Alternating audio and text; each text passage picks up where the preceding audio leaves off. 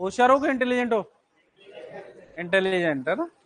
होशियार उसी को बोलते हैं तुम, वो दूसरे वे में मतलब कि जाओ होशियार। करें शुरू? चलो, लास्ट टाइम वर्टिकल कॉलम की बात कर रहे थे। वर्टिकल कॉलम के अंदर कहा था कशुरुकाएं कितने प्रकार की होती है? सबसे पहले संख्या में कहां पाई जाती है? First cervical vertebra, second cervical vertebra. LR फोरामन किस में पाया जाता है? एटलस के अंदर पाया जाता है। और फोविया डेंटिस एटलस के अंदर पाया जाता है। कौन सी सर्वाइकल वर्टिब्रा में फोरामन ट्रांसफर एरियम एब्सेंट होता है? सेवेंथ सर्वाइकल वर्टिब्रा में एब्सेंट होता है। ओडोंटल प्रोसेस किस में पाया जाता है? एक्सिस के अंदर बॉडी आगे की ओर बढ़कर चौड़ी संरचना का निर्माण करती है। डेंस किस में पाई जाती है? एक्सिस के अंदर। अटलैंडो एक्सल जॉइंट कौन सा होता है? यस जॉइंट या नो जॉइंट? कौन सा होता है? और अटलैंडो ऑक्सीपिटल जॉइंट यस जॉइंट। सही है क्या? उसके बाद में पढ़ी अपन ने थोरेसिक वर्टिब्रा संख्या में वक्ष गुहा के ऊपर कौन सी पाई जाती है? वक्ष गुहा के ऊपर कौन सी पाई जाती है? थोरेसिक वर्टिब्रा में कौन सा प्रोसेस विकसित होता है? स्पाइनस प्रोसेस विकसित होता है। सही है क्या? स्पाइनस प्रोसेस मिलकर किसका निर्माण करते हैं? विदर का निर्माण में विदर का सबसे ऊंचा पॉइंट कौन सी नंबर की बनाती है? Third and fourth. उसके बाद में लिखी लंबर वर्टिब्रा संख्या में 6। कहां पाई जाती है? उदर गुहा के ऊपर की तरफ। आइडोसाइडो के अंदर जुड़ी रहती है कि किसी से? पसलियों से कौन सी कशुरुकाएं जुड़ी रहती है? थोरेसिक वर्टिब्रा जुड़ी रहती है। ट्रांसफर प्रोसेस किसमें विकसित होते हैं? लंबर के अंदर। उसके बाद में लिखी सैक्रल। लिख ली क्या? चौथे नंबर पे लिखोगे सैक्रल वर्टिब्रा।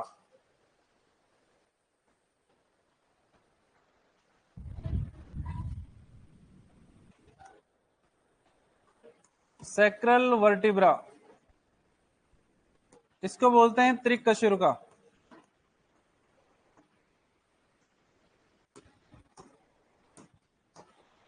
लिखो सैक्रल वर्टिब्रा। सैक्रल वर्टिब्रा त्रिकशुरुका। लिख लिया? देखो जरा, त्रिकशुरुका की अगर बात करते हैं तो संख्या के अंदर कितनी होती है? 5। आपस में मिलकर एकल अस्थि एक सिंगल बोन बनाती है का निर्माण करती है,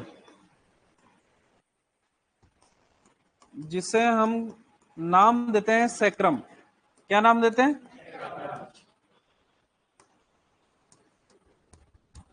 तो वर्टिब्रा का नाम है सैक्रल वर्टिब्रा।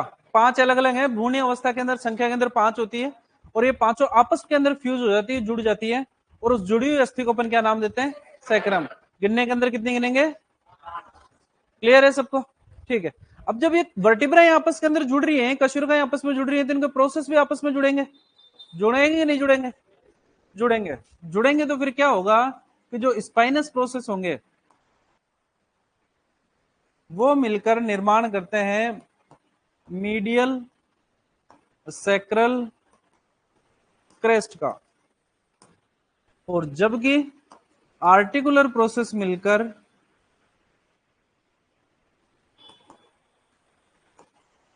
निर्माण करते हैं लेटरल सैक्रल क्रेस्ट का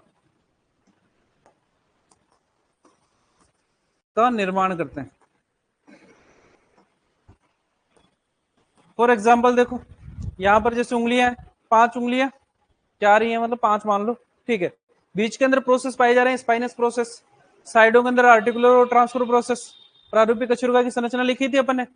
तो जब ये प्रोसेस आपस में मिलेंगे तो एक खाई जैसी संरचना बनेगी, ऊपर नीचे ऊपर नीचे ऊपर नीचे। इसको बोलते हैं क्रेस्ट। क्या बोलते हैं? क्रेस्ट। तो ऐसी क्रेस्ट स्पाइनस प्रोसेस मिलकर तो कौन से बनाएंगे? Medial sacral crest. जबकि आर्टिकुलर प्रोसेस मिलकर बनाएंगे लेटरल सैक्रल क्रेस्ट। क्लियर है? ठीक है। क्वेश्चन पूछा आता है पेल्विक गुहा के ऊपर कौन सी पाई जाती है? कौन सी कशुरुकाएं पाई जाती है? कौन सी कशुरुकाएं? Sacral vertebra. तो थोरेसिक कैविटी के ऊपर तो पाई जाती है थोरेसिक वर्टिब्रा, एब्डोमिनल कैविटी के ऊपर पाई जाती है लंबर वर्टिब्रा, और पेल्विक कैविटी के ऊपर पाई जाती है सैक्रल वर्टिब्रा। दिक्कत यहां तक किसी को? नहीं? ठीक है, याद करो वापस से जो डायग्राम बनाया था अपन ने, इलियोसेक्रल जॉइंट लिखा था, कौन कौन सी अस्थि के बीच में, इलियम और सेक्रम के बीच में, इलियम और सेक्रम, तभी तो नाम दिया था इलियोसेक्रल। हमारे से पूछा जाता है इस सेक्रम की कौन सी सरफेस इलियम से जुड़ती है, बीच वाली या फिर साइड वाली, कौन सी जुड़ेगी, लेटरल, मिडल या मीडियल, इसके अंदर से जुड़ती है लेटरल सरफेस। तो इसकी जो लेटरल सरफेस होती है, जिसको शुद्ध हिंदी के अंदर पार्श्व सतह कहते हैं, किससे जुड़ेगी, इलियम से जुड़ती है। और इलियम किसका भाग है, हिप बोन का। हिप बोन आगे बढ़ेंगे, हिप बोन 3 अस्थियों से मिलकर बनती है, इलियम, इस्चियम और पीविस। और इन तीनों के अंदर से सिर्फ इलियम ऐसी अस्थि है जो किससे जुड़ेगी, सैक्रम से। और सैक्रम से भी जो बाहर वाला पोर्शन रहेगा, लेटरल, मिडल और मीडियल लिखा था अपन ने, मध्य अक्ष की ओर तो क्या होगा, मीडियल, बीच में मिडल, और मध्य अक्ष से दूर लेटरल। तो मध्य अक्ष से दूर वाली जो सतह होगी उसी से आकर क्या जुड़ेगी, इलियम आकर जुड़ेगी, जो किसका भाग है, हिप बोन का भाग है। तो अगर बात करते हैं सैक्रम वर्टिब्राम की, तो संख्या के अंदर 5 होती है, आपस में मिलकर एक सिंगल बोन का निर्माण करेगी, जिसको क्या बोलेंगे, सैक्रम। क्रेनियल बोन्स की संख्या कितनी लिखी थी अपन ने, क्रेनियल बोन्स की संख्या, क्रेनियल बोन्स की संख्या कितनी होती है, 11, और 11 को एक नाम दिया था, क्रेनियम दिया था ना। तो वैसे ही ये संख्या के अंदर 5 है, नाम दिया है सैक्रम, ठीक है ना।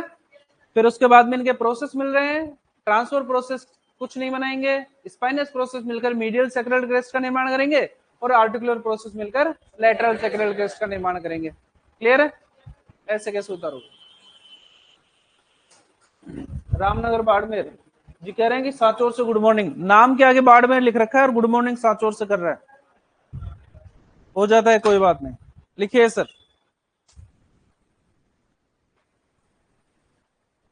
पेपर नगरी सांचौर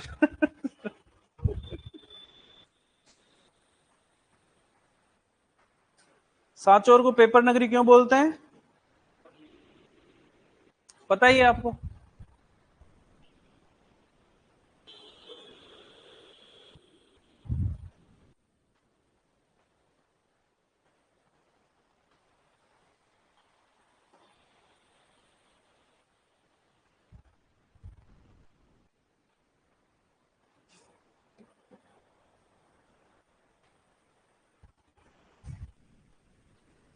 अमित कुमार चौहान जी को good morning,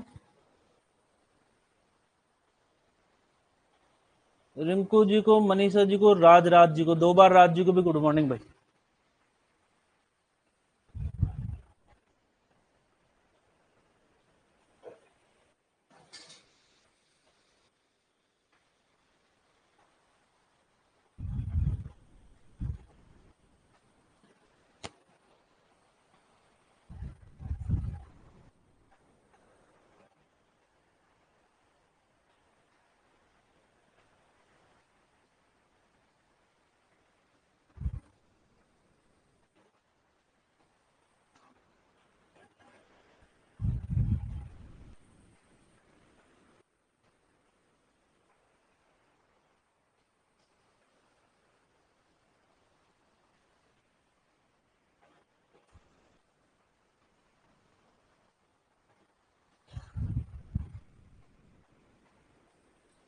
medial sacral crest और लेटरल सैक्रल क्रेस्ट के लिए क्वेश्चन बुक्स में दे रखे हैं, आपसे कोई नहीं पूछेगा, आपसे सिर्फ इतना पूछा जाएगा कि सैक्रम वर्टिब्राम की संख्या कितनी होती है, 5, वो याद रखोगे। और साथ ही साथ कौन सी अस्थि से जुड़ती है, इलियम से।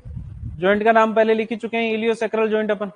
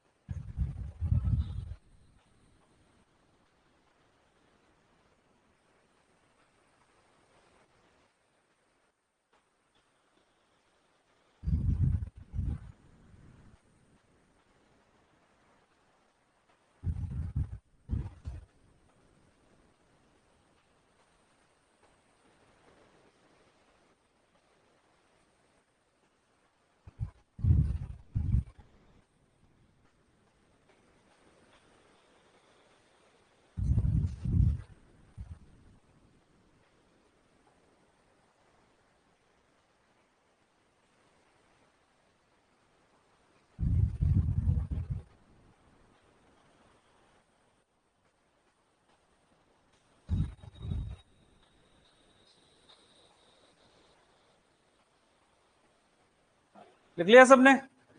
सैक्रल वर्टिब्रा के बाद में कौन सी आती है? नेक्स्ट लिखो 5वें नंबर पे कॉक्सियल वर्टिब्रा।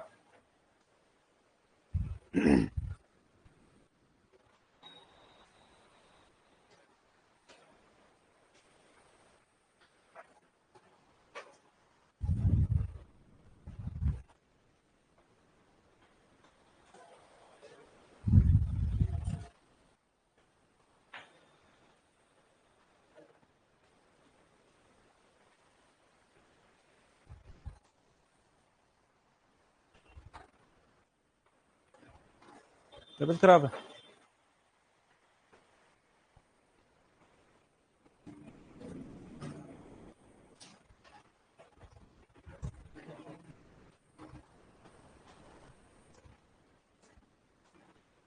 पांचवें नंबर पे आती है हमारे पास में कोक्सीजियल वर्टिब्रा,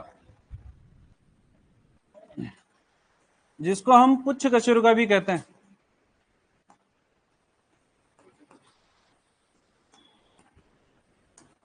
पहली बात, संख्या में 15 से 25, औसत मान के चलते हैं हम 20। काउंट करने के अंदर कितनी काउंट करेंगे? 20। कहां पाई जाती है? पूंछ में उपस्थित होती है। आपको बताइए, पहले मनुष्य के अंदर पूंछ पाई जाती थी, है ना? तो भगवान ने पूंछ पहले मनुष्य के अंदर दी थी, गाय भैंस के अंदर पूंछ दी नहीं। गाय भैंस नाराज हो गई, नाराज ऐसे हो गई कि वो महाराज मनुष्य के अंदर तो हाथ दे दिया आपने, जो मच्छर मक्खी उड़ा लेंगे, हमारे अंदर कुछ नहीं। तो महाराज ने कहा, बोले तुम चल लोगे 4 पैरों से तो हाथ तो कैसे काम आएंगे, बात तो तुम्हारी भी सही है।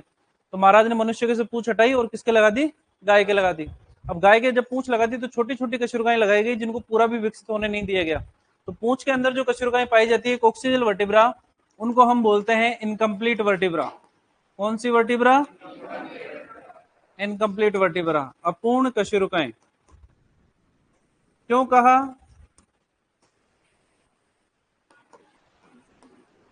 क्योंकि इनका पूरा बनने नहीं दिया। पूरा बनता तो फिर पूंछ का वजन बढ़ जाता, और पूंछ का वजन बढ़ जाता तो फिर पूंछ को हिलाने के अंदर दिक्कत होती। तो गाय भैंस पूंछ का उपयोग किसके लिए करती है? मच्छर मक्खियों को उड़ाने के लिए। भारी पूंछ होती तो मच्छर मक्खी तो उड़ते नहीं, और पूंछ देखने के लिए तो है नहीं। जबकि मांसाहारी पशुओं के अंदर पूंछ क्या काम आती है? शेर चीते के अंदर पूंछ क्या काम आती है? दौड़ते टाइम में शरीर को बैलेंस को बनाए रखने के लिए। जैसे घूमना होता है ना अचानक से, तो अचानक से अगर आप घूमते हो, बाइक को घुमाते हो तो नीचे गिर जाते हो। पूंछ बेसिकली उसको काउंटर अटैक करती है, दूसरी साइड के अंदर कर लेता है, जिससे उसका वेट बैलेंस रहता है। तो जानवरों के अंदर पूंछ जो पाई जा रही है वो बेसिकली मच्छर मक्खियों को उड़ाने के लिए। वर्टिब्राएं छोटी हैं, इसलिए इनके अंदर पाई जाने वाली कशेरुकाओं को हम इनकम्प्लीट वर्टिब्रा कहते हैं। गाय भैंस के अंदर इसकी संख्या 15 से लेकर 25 होती है। एवरेज मान के चलते हैं अपन कितना? 20 का। ठीक है, कहां पाई जाएगी? पूंछ के अंदर मिलेगी।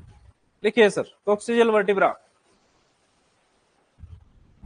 अनिल मात्रा जी को गुड मॉर्निंग और पूजा नेहरा जी को राधे राधे।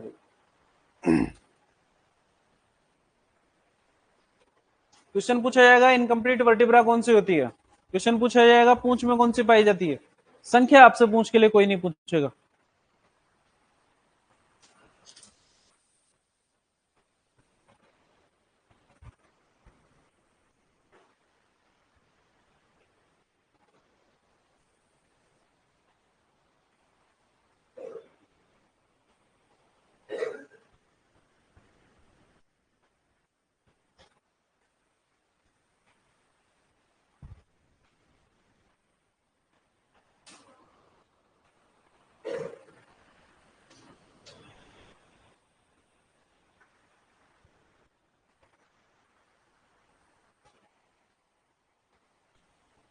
पांचों प्रकार की कशुरुकाएं हमारी यहां पर होती हैं।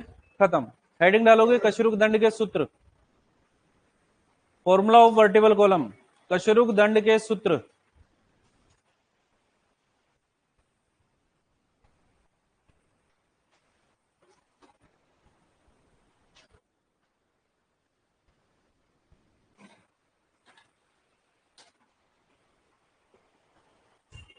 हेडिंग डालोगे कशुरुक दंड के सूत्र।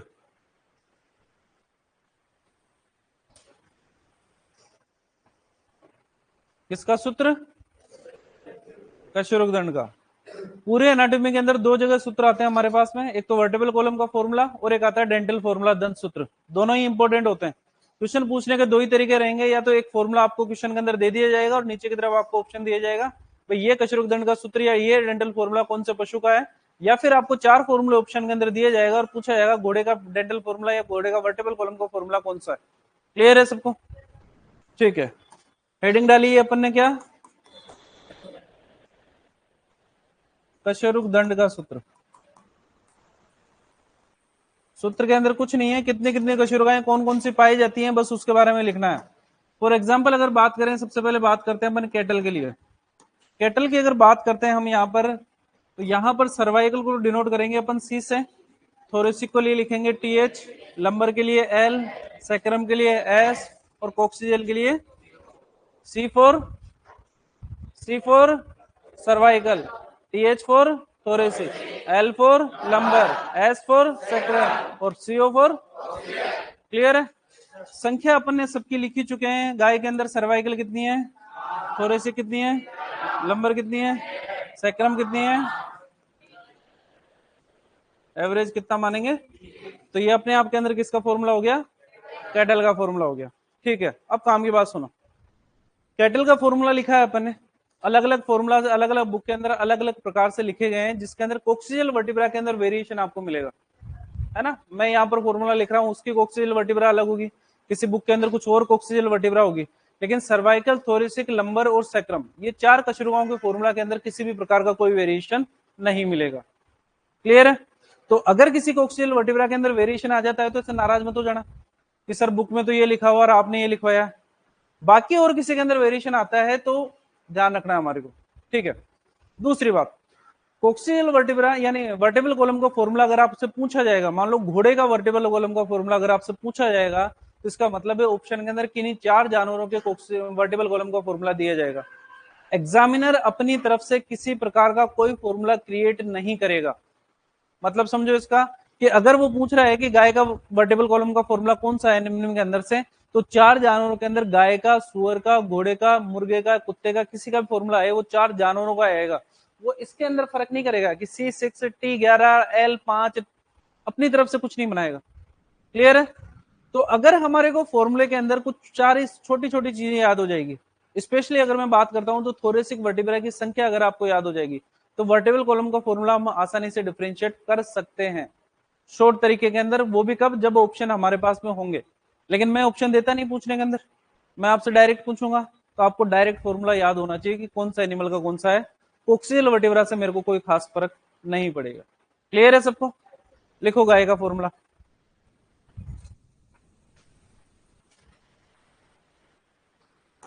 लिखते जाओ साथ के साथ।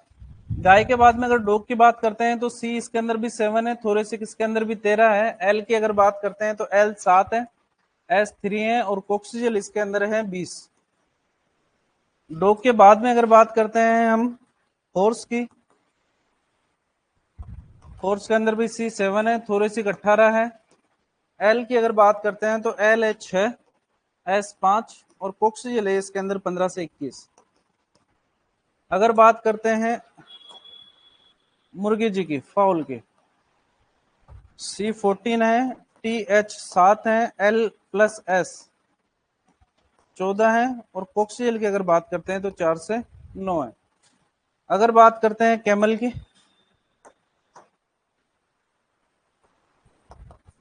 C7 TH 12 है, L 7 है, S 5 है, और कोक्सीजल भी 5 है। और अगर बात करते हैं हम पिग की, सुअर जी की, C7 है, TH 14 से 15 है, L की अगर बात करते हैं तो L 6 से 7, एस की अगर बात करते हैं तो 4, और कोक्सीजल की अगर बात करते हैं तो 20 से 23। सबके फॉर्मूला लिखोगे?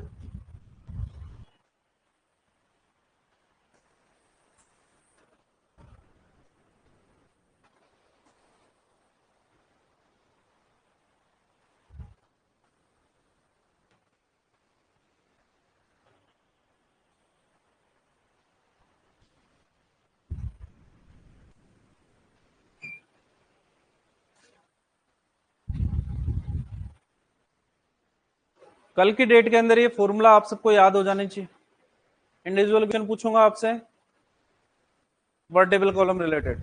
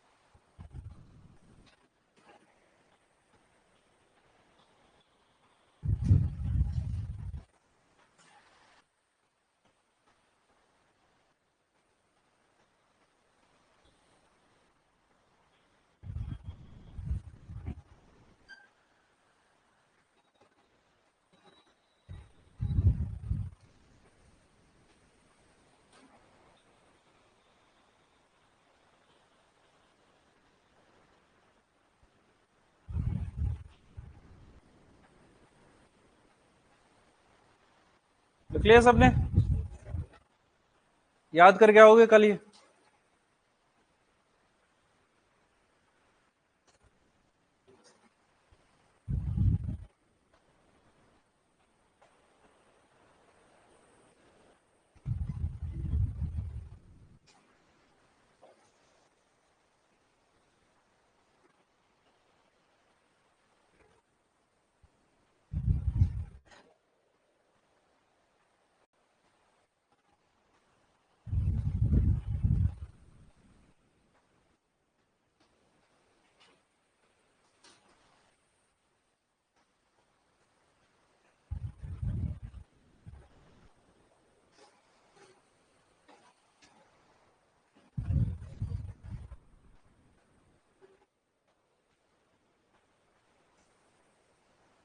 लिख लिया?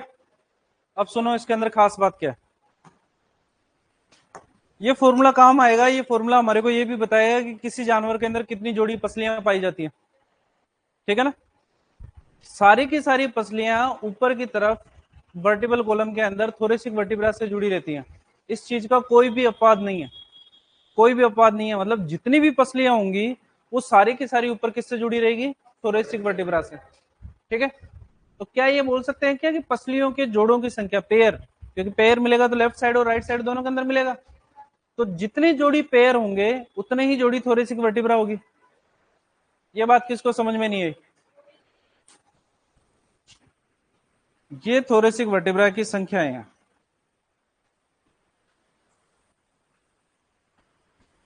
दिख रही है आपको? जितनी थोरेसिक वर्टिब्राएं होंगी उतनी ही जोड़ी पसलियां पाई जाएगी। जोड़ी बोल रहा हूं, सही है कि नहीं है? किसको समझ में नहीं है ये बात? मेरे अंदर अगर 13 थोरेसिक वर्टिब्राएं हैं तो मेरे अंदर 13 जोड़ी ही पसलियां पाई जाएगी। मुर्गे के अंदर अगर बात करते हैं तो थोरेसिक 7 हैं, तो पसलियों के जोड़ों की संख्या भी कितनी होगी? 7 ही होगी। कुत्ते के अंदर 13 है तो 13 जोड़ी, घोड़े के अंदर 18 है तो 18 जोड़ी पसलियां मिलेगी। ठीक है? सही है क्या? पहली लाइन कि जितनी थोरेसिक वर्टिब्राएं होंगी उतनी ही जोड़ी पसलियां पाई जाएगी। क्लियर है? ठीक है। दूसरी लाइन सुनो। जितनी थोरेसिक वर्टिब्राएं होंगी उसकी जस्ट डबल यानी कि दुगनी पसलियों की संख्या होगी। जोड़ी के अंदर कितनी होती है? 2। तो अगर गाय की बात करते हैं तो गाय में 13 थोरेसिक वर्टिब्राएं हैं, तो जोड़ी कितनी होगी? 13। और कुल पसलियों की संख्या कितनी होगी? यानी कि 13 से जस्ट डबल। क्लियर है? किसको समझ में नहीं है ये बात? आ गई? नोट डाल के लिखो ये बात पहले।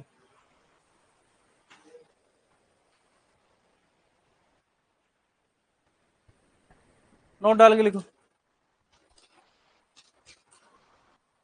सभी पसलियां ऊपर की ओर वक्ष कशेरुका से जुड़ी रहती है। सभी पसलियां ऊपर की ओर, सभी पसलियां ऊपर की ओर वक्षीय कशेरुका थोरेसिक वर्टिब्रा से जुड़ी रहती है।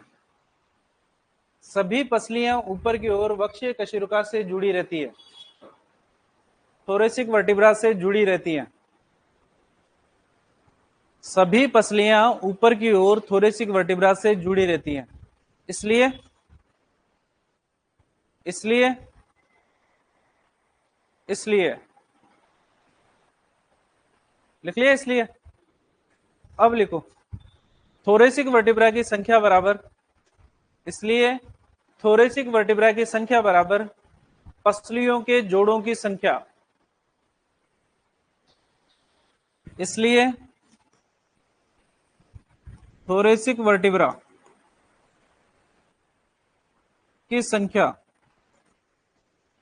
बराबर पसलियों के जोड़ों की संख्या।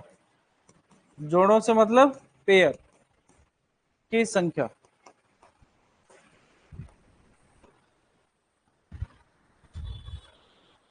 पसलियों के जोड़ों की संख्या। अगर आपसे पूछा जाए कुल पसलियों की संख्या,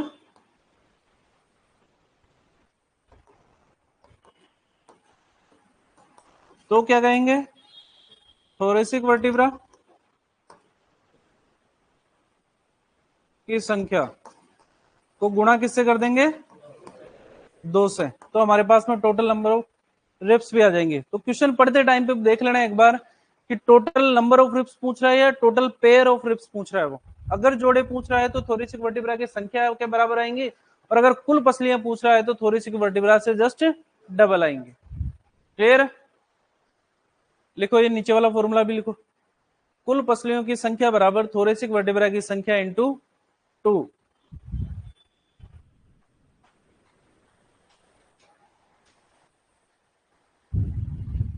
बुक्स में क्वेश्चन दे रखा है ट्रू और फॉल्स के हिसाब से कि निम्न में से कौन सा कथन सत्य है अथवा असत्य है।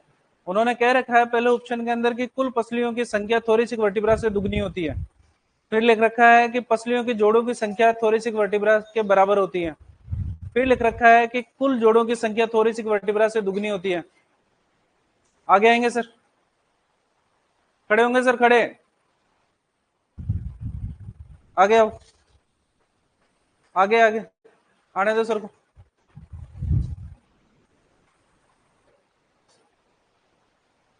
यहां पर बैठोगे, अंदर बैठने दो इनको।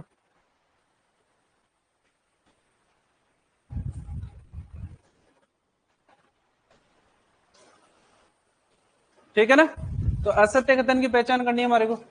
अब दूसरी बात सुनो, यहां पर मुर्गे जी की बात करना चाह रहा हूं मैं। यहां पर मुर्गे जी की बात करते हैं तो यहां पर लंबर प्लस सैक्रम, ये दोनों मिलाकर कितनी लिखी है? 14। मुर्गे के अंदर लंबर तथा सैक्रम कशेरुकाएं आपस में जुड़ी रहती हैं और संख्या में कितनी होती है? 14, जिसे हम नाम देते हैं सिनसैक्रम। क्या नाम देते हैं? सिनसैक्रम। क्वेश्चन आपसे सिर्फ इतना पूछा जाएगा, सिनसैक्रम पाया किस में जाता है? मुर्गे के अंदर।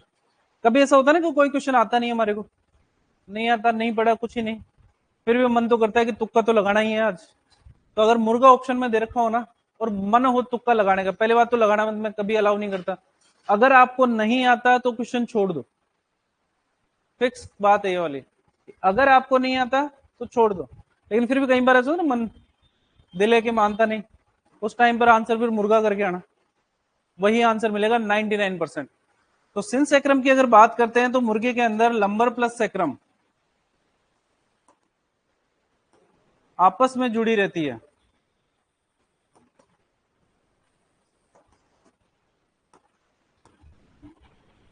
तथा संख्या में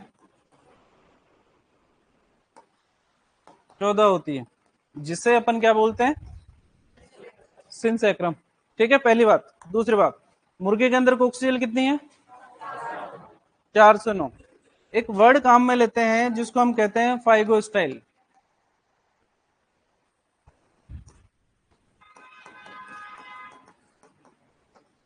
फाइगो स्टाइल, मिस्र का नाम सुना है? मिस्र, मिस्र का क्या फेमस है? पिरामिड। 7 अजूबे होते हैं ना दुनिया के अंदर, एक अपना ताजमहल है, मिस्र के अंदर पिरामिड है। पिरामिड देखे होंगे ऐसे बड़े बड़े, ठीक है ना? फाइगो स्टाइल। मुर्गे में अंतिम 3 पुच्छ कशेरुकाएं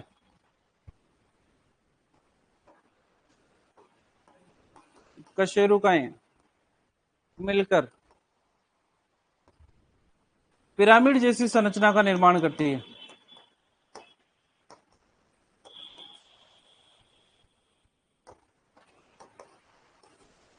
निर्माण करती है, जिसे हम क्या कहते हैं? फाइगो स्टाइल कहते हैं। तो पूछा जाएगा फाइगो स्टाइल किस में पाया जाता है? मुर्गे के अंदर, फाउल के अंदर। और सिनसैक्रम भी किस में पाया जाएगा? फाउल के अंदर। फाइगो स्टाइल कौन सी कशेरुकाएं मिलकर बनाती है? अंतिम 3 कोक्सियल वर्टिब्रा, जबकि सिनसैक्रम लंबर प्लस सैक्रम। संख्या में कितनी होगी? 14। फाइगो स्टाइल में कितनी होगी? वो भी कौन सी? लास्ट वाली 3। दिक्कत यहां तक? फाइगो स्टाइल की जरूरत क्यों पड़ी मुर्गे को? फाइगो स्टाइल की जरूरत क्यों पड़ी मुर्गे को?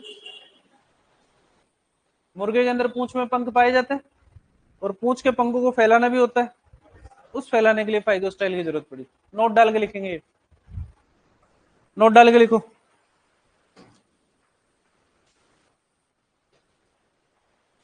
नोट डाल के लिखो, मुर्गे में लंबर तथा सैक्रम कशेरुकाएं आपस में जुड़ी रहती है। मुर्गे में लंबर तथा सैक्रम कशेरुकाएं, मुर्गे में लंबर तथा सैक्रम कशेरुकाएं आपस में जुड़ी रहती है। मुर्गे में लंबर तथा सैक्रम कशेरुकाएं आपस में जुड़ी रहती हैं। मुर्गे में लंबर तथा सैक्रम कशेरुकाएं आपस में जुड़ी रहती हैं। मुर्गे में लंबर तथा सैक्रम कशेरुकाएं आपस में जुड़ी रहती हैं तथा संख्या में तथा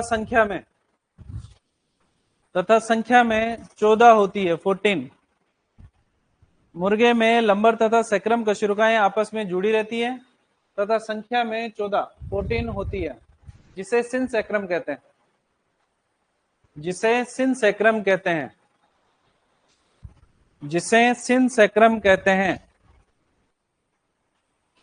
जिसे सिन सैक्रम कहते हैं। क्या कहते हैं? सिन सैक्रम। नेक्स्ट लिखो नोट डाल के।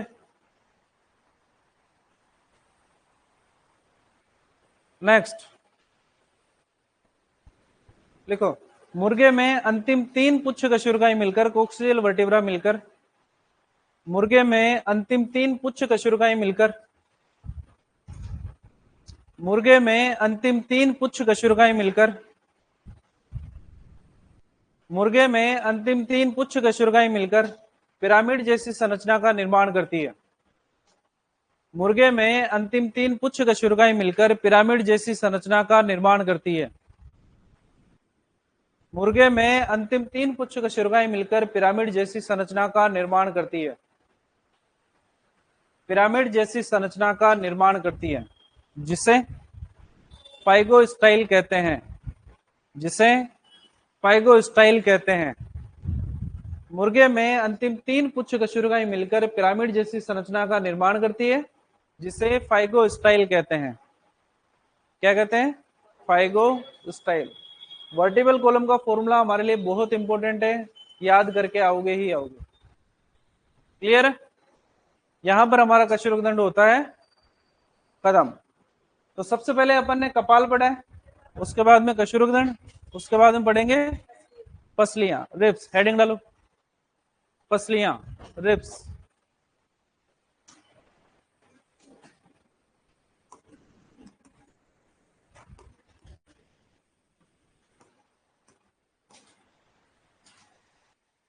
हेडिंग डालोगे पसलियां या रिब्स। क्लासिफिकेशन ऑफ बोन पढ़ा है अपन ने, कौन सी कैटेगरी में आएगी, फ्लैट या लॉन्ग? रिब्स कौन सी कैटेगरी में आएगी, फ्लैट में या लॉन्ग? फ्लैट। फ्लैट नहीं दे रखा हो तो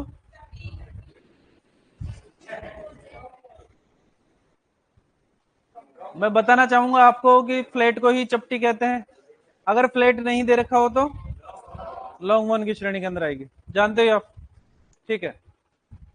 हमने कहा है कि सारी की सारी पसलियां ऊपर की तरफ किससे जुड़ी रहती है? थोरेसिक वर्टिब्रा से। ठीक है, लेकिन सारी की सारी पसलियां नीचे की तरफ स्टर्नम से जुड़ी हुई नहीं होती। नहीं होती। ठीक है, अब सुनो, स्टर्नम से जुड़ने के आधार पर पसलियां 3 प्रकार की होती हैं। कितने प्रकार की? 3 प्रकार की। 3 प्रकार की के अंदर सबसे पहले आती हैं एक्सटर्नल रिब्स। कौन से रिब्स? External ribs. दूसरे नंबर पे आती है एक्सटर्नल रिब्स।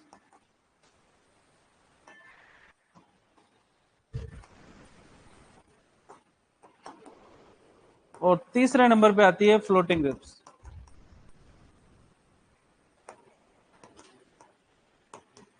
आपकी बुक्स के अंदर ही 2 प्रकार की दे रखी है, कोई बात नहीं, हम 3 प्रकार की लिख रहे हैं। सबसे पहले कौन सी है? External ribs. दूसरे नंबर पे एक्सटर्नल, और तीसरे नंबर पे, ठीक है। एक्सटर्नल रिब्स की अगर बात करते हैं तो स्टर्नम से डायरेक्ट जुड़ती है।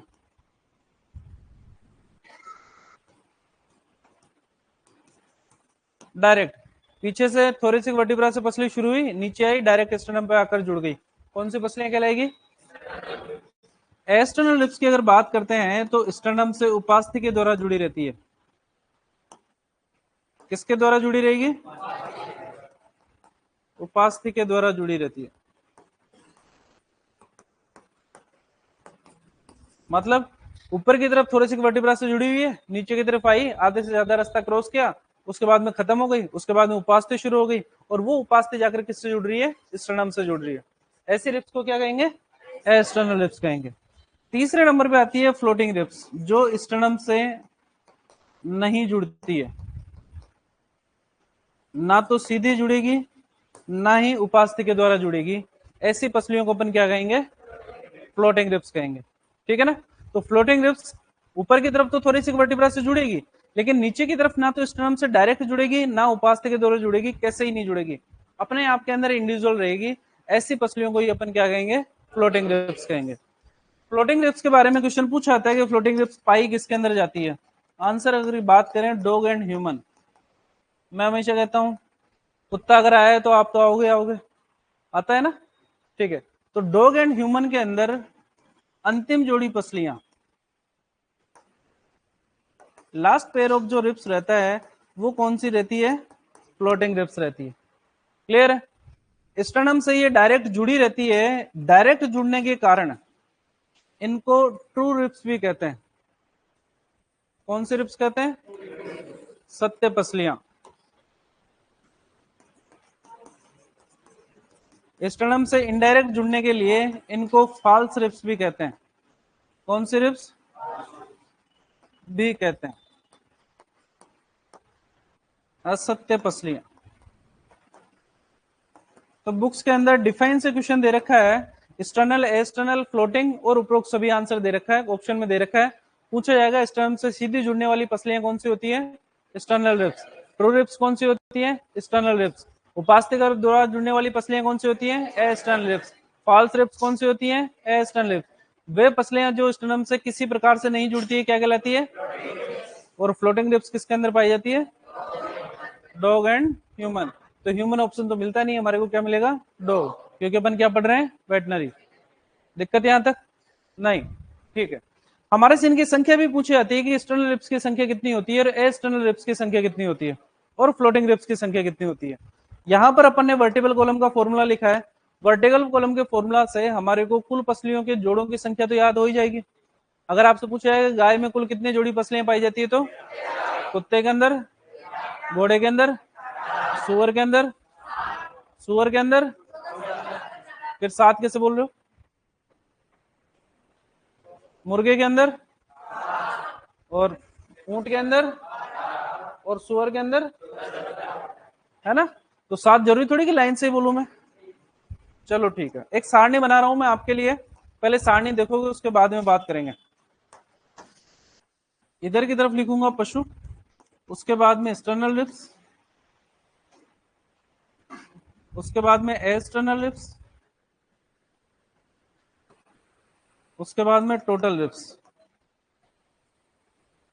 ये सारे के सारे लिखूंगा मैं पेयर, जोड़े के अंदर ही लिखूंगा। अगर आपसे कुल पूछा जाएगा तो जो संख्या में लिख रहा हूं उसका जस्ट क्या कर दोगे? डबल कर दोगे आप। क्लियर है? ठीक है। फॉर एग्जाम्पल अगर बात करें, यहां पर मैं बात करना चाह रहा हूं सबसे पहले,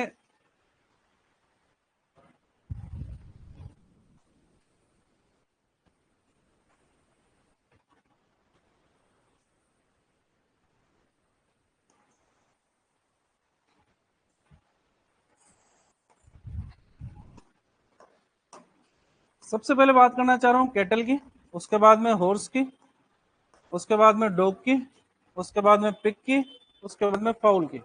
चारों के बारे में पढ़ते हैं, चारों के नाम लिख लिए। अगर आपसे कुल जोड़ों की संख्या पूछी जाए, गाय के अंदर कितनी है? घोड़े में, डॉग के अंदर, पिग में, और मुर्गे में। क्लियर? ठीक है। अगर इनके अंदर से बात करें एक्सटर्नल रिब्स की संख्या की, तो कैटल के अंदर 8 होती है, घोड़े के अंदर 8 होती है, डॉग के अंदर 9 होती है, पिग के अंदर 7 होती है और फाउल के अंदर 5 होती है। ये हमारे को याद करना है। ये संख्या भी हमारे को आगे जरूरत पड़ेगी इसकी जब हम पढ़ेंगे स्टर्नम, है ना? कैसे जरूरत पड़ेगी इसके आगे बात कर लेंगे। तो थोरेसिक वर्टिब्रा से हमारे पास में total number of pair of ribs आ जाते हैं हमारे से। ठीक है, तो इनके अंदर से अगर देखा जाए तो कैटल के अंदर कितनी है? 8। कौन सी है? एक्सटर्नल। कौन सी है? एक्सटर्नल। बच्ची कितनी? वो कौन सी हो गई? एक्सटर्नल। घोड़े के अंदर एक्सटर्नल कितनी है? बच्ची कितनी? वो कैसी हो गई? एक्सटर्नल। डॉग की अगर बात करते हैं तो डॉग में टोटल कितनी है? 13। एक्सटर्नल कितनी? बच्ची कितनी? कौन सी हो गई? एक्सटर्नल। पिक की अगर बात करते हैं तो एक्सटर्नल कितनी है? 7। बच्ची कितनी? कितनी हो गई? एक्सटर्नल। ठीक है। फाउल के अंदर टोटल कितनी? एक्सटर्नल कितनी? बच्ची कितनी, ये कैसे हो गई एक्सटर्नल। ठीक है, डोग के अंदर हमारे से पूछा जाता है एक्सटर्नल रिप्स की संख्या। फ्लोटिंग रिप्स को आपकी बुक्स के अंदर माना ही नहीं गया उन्होंने फ्लोटिंग रिप्स, उन्होंने फ्लोटिंग रिप्स को काउंट किया है किसके अंदर, एक्सटर्नल रिप्स की संख्या के अंदर, इसीलिए मैंने यहां पर लिखा है। तो अगर आपसे पूछा है कुत्ते के बारे में जो क्वेश्चन बुक्स के अंदर दे रखे हैं, आपका जो लेवल है ना, जो एग्जाम के लेवल की अगर बात करते हैं, बोर्ड का जो लेवल है वो सिर्फ यहीं तक है कि टोटल नंबर ऑफ पेयर कितनी पाई जाती है किसी भी एनिमल के अंदर, यहां तक, या कुल संख्या पूछ लेंगे आपसे। एक्सटर्नल एक्सटर्नल आपसे कोई भी नहीं करेगा, लेकिन बुक वह मानती नहीं, बुक तो करेंगे क्योंकि उनको तो लिखना है, क्वेश्चन बनाना है, इसलिए उन्होंने कर दिया, इसलिए मैंने ये कर दिया है। आप total number of pair of ribs याद रखोगे। और कुत्ते के अंदर अगर total number of external ribs की बात करते हैं तो कितनी होगी, 8।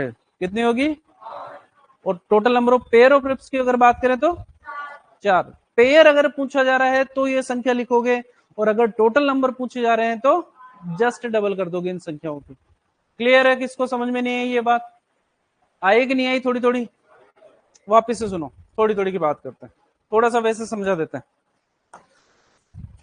गाय का डायग्राम बनाया था, ये गर्दन, उसके बाद के अंदर ये गर्दन के अंदर यहाँ पर अपनी थोरेसिक वर्टिब्राएं आ रही थी सारी की सारी, नीचे की तरफ क्या मिला था, स्टर्नम मिला था हमारे को, ऊपर की तरफ ये थोरेसिक वर्टिब्रा है। हमने कहा है सारी की सारी कोशिकाएं, कोई सी भी हो रिप्स सारी की सारी कहां से निकलेगी, थोरेसिक वर्टिब्रा से निकलेगी, इसका कोई अपवाद नहीं है। ठीक है, वो पसलियां जो थोरेसिक वर्टिब्रा से निकलकर डायरेक्ट स्टर्नम तक जाएगी, ऐसी पसलियों को हम कहेंगे स्टर्नल लिप्स। क्या कहेंगे, स्टर्नल लिप्स, डायरेक्ट जुड़ी होंगी स्टर्नम के द्वारा। वे पसलियां जो आधे रास्ते तक तो खुद जाएंगी और उसके बाद के अंदर उपास्थि के द्वारा जुड़ी रहेगी, ऐसी को बोलेंगे एक्सटर्नल लिप। और एक वह पसलियां होंगी जो किसी भी तरीके से स्टर्नम से जुड़ी हुई नहीं होगी, जो किसी भी तरीके से जुड़ी हुई नहीं होगी, इसको क्या बोलेंगे, फ्लोटिंग रिप्स। क्या बोलेंगे, फ्लोटिंग रिप्स। जो उपास्थि के द्वारा जुड़ी हुई है इनको बोलेंगे एक्सटर्नल, और जो डायरेक्ट जुड़ी हुई है उनको क्या बोलेंगे, यहां से एक्सटर्नल लिप्स। एक्सटर्नल लिप्स वो होंगी जो स्टर्नम से डायरेक्ट जुड़ेगी, एक्सटर्नल वो होंगी जो उपास्थि के द्वारा जुड़ी होंगी, और फ्लोटिंग वो होगी जो किसी भी तरह से जुड़ी हुई नहीं होगी। तो याद करो वो डायग्राम जब अपन ने बनाया था, जॉइंट के नाम के अंदर यहां पर लिखा था कोस्टो वर्टिब्रल जॉइंट, नीचे लिखा था कोस्टो स्टर्नल जॉइंट, यहां पर लिखा था कोस्टो कॉन्ड्रल जॉइंट, कोस्टो मतलब रिप्स, कॉन्ड्रल यानी उपास्थि, और नीचे की तरफ लिखा था अपन ने कॉन्ड्रो स्टर्नल जॉइंट, क्योंकि उपास्थि और स्टर्नम के बीच में बन रहा था। फ्लोटिंग रिप्स के अंदर सिर्फ एक ही जॉइंट मिलेगा आपको, वो कौन सा मिलेगा, कोस्टो वर्टेबल जॉइंट मिलेगा। अब आई कि नहीं आई, थोड़ी थोड़ी नहीं आई, वापस से देखो, एक को भी समझ में नहीं आई कि 10 बार बताने को तैयार हूं मैं, उसके अंदर मेरे को दिक्कत नहीं है। और इस चीज की भी अपने आप में शर्म मत करना कि मेरे को समझ में नहीं आई तो लोग क्या सोचेंगे। अगर लोग क्या सोचेंगे ये भी आप सोचोगे तो फिर लोग क्या सोचेंगे, है ना। तो जो पसलियां डायरेक्ट स्टर्नम से जुड़ रही है उनको तो कहते हैं स्टर्नल लिप्स। जो उपास्थि के द्वारा, ये ब्लू कलर के अंदर कार्टिलेज बनाई है अपन ने, ये उपास्थि है, जो उपास्थि के द्वारा जुड़ती है उनको क्या बोलते हैं, और जो किसी भी प्रकार से नहीं जुड़ती है, तो फ्लोटिंग रिप्स सिर्फ डॉग के अंदर और आपके अंदर, इन्हीं के अंदर मिलेंगे। तो हमारे अंदर भी देखोगे ना, तो एक लास्ट पेयर ऑफ पसलियां यहां से निकल रही है लेकिन वो किसी भी तरीके से जुड़ नहीं रही है, उसको बोलते हैं फ्लोटिंग रिप्स। तो फ्लोटिंग रिप्स सिर्फ डॉग के अंदर मिलेगी और ह्यूमन के अंदर मिलेगी, वो भी सिर्फ लास्ट पेयर, जो अंतिम जोड़ी होगी ना, सिर्फ वही वाली। तो अगर आपसे पूछा है कि डॉग के अंदर फ्लोटिंग रिप्स की संख्या कितनी होती है तो क्या आंसर दोगे, 2। जबकि अगर पूछा है डॉग में फ्लोटिंग रिप्स के कितने जोड़े पाए जाते हैं तो 1 जोड़ा पाया जाता है। क्लियर है, लिखना शुरू करेंगे सर। हाँ बोलो सर, बोलो रे।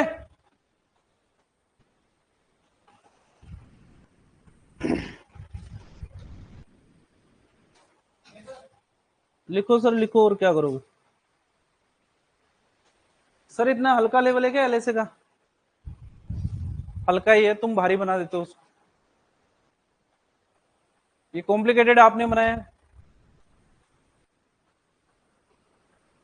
आपको अगर एलएसए का लेवल देखना हो कि एलएसए का लेवल क्या होता है, तो लास्ट के 3 पेपर हुए अपने एलएसए के, वो पेपर उठा के देख लो, मन में तसल्ली ना मिले फिर भी तो आपके यूनिवर्सिटी के पिछले 10 साल के पेपर उठा के देख लो, आपको पता लग जाएगा आपका लेवल क्या है। लेकिन वही बड़ी बात, नॉलेज और सिलेक्शन में फर्क होता है सर। नॉलेज से सिलेक्शन नहीं होगा, सिलेक्शन सेलेक्टिव पढ़ने से ही होगा।